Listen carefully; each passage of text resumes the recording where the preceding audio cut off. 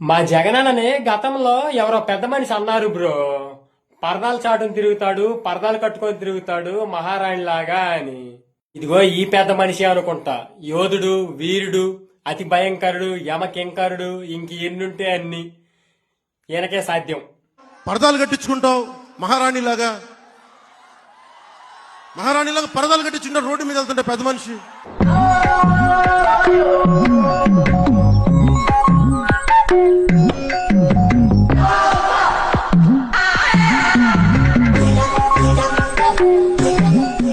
ఈ రోజైతే పరదాలు కట్టుకుని తిరుగుతున్నాడు కానీ పెద్ద మనిషి.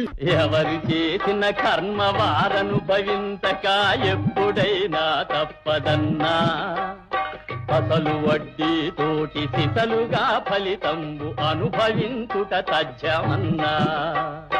నోరు ఎలా వస్తే అలా వాక్కూడదు, మూజు మీద కొట్టేస్తాడు దేవుడు.